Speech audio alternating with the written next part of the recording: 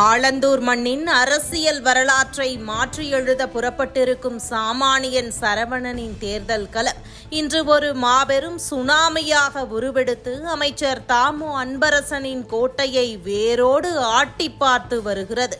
ஆர்ப்பரிக்கும் ஆலந்தூர் சரவணனின் சகாப்தம் தொடக்கம் என்ற ஒற்றை முழக்கத்தோடு புரட்சித் தலைவர் எம்ஜிஆர் அவர்களின் இல்லத்திற்கு சென்று ஆசி பெற்ற அந்த தருணத்திலேயே சரவணனின் வெற்றி பயணம் உறுதி செய்யப்பட்டு விட்டது. அன்று முதல் இன்று வரை ஒரு நிமிடம் கூட ஓய்வு இன்றி அதிகாலை முதல் நள்ளிரவு வரை ஒரு போர் வீரனை போல சுழன்று சுழன்று அவர் ஆற்றி வரும் கடின உழைப்பு ஆளும் கட்சியின் அதிகாரத்திமிரையும் பணபலத்தையும் சுக்கு நூறாக உடைத்து சிதறடித்திருக்கிறது.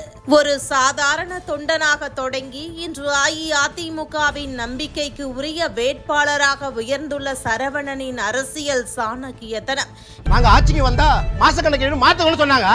நிதி சுமையை குறைக்கவில்லை என்றாலும் பரவாயில்லை. கூடுதல் நிதி சுமையை ஏழை எளிய மக்களின் முதுகுகளில் ஏற்றிய இவர்களை மன்னிக்கலாமா?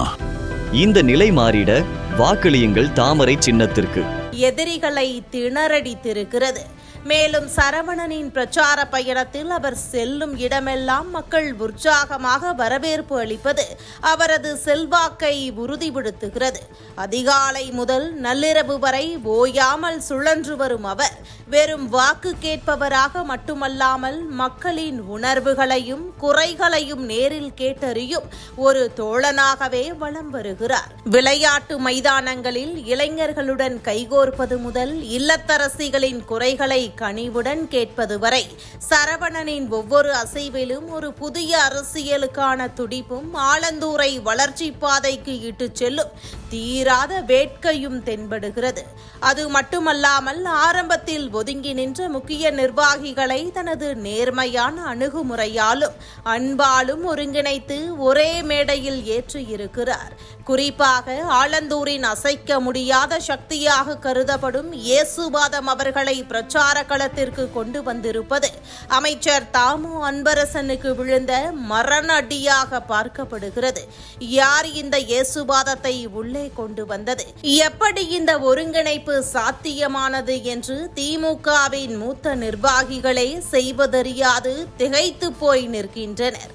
சரவணனின் பின்னணியில் இன்று நரேஷ்குமார், கோபாலகிருஷ்ணன், இயேசுவாதம், பரணி பிரசாத், ராஜசேகர், பூபதி மற்றும் தேன்ராஜா என ஆலந்தூரின் 7 பெரும் தளபதிகள் இரும்பு அரண்களாக அணிவகுத்து நிற்கின்றனர்.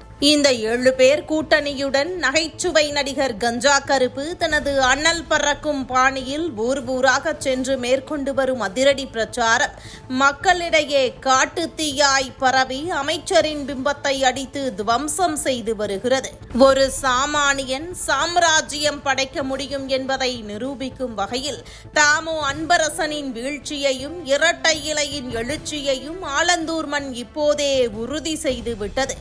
ஆளும் கட்சியின் செல்வாக்கு மிக்க அமைச்சரான தாமு அன்பரசனை அதே பகுதியில் அடிமட்ட அளவில் மக்களுடன் புழங்கிய ஒரு முன்னாள் கவுன்சிலரை வைத்து வீழ்த்துவதுதான் அதிமுகவின் மாஸ் பிளான். இதற்காக எடப்பாடியார் தேர்வு செய்திருக்கும் நபர்தான் சரவணன்.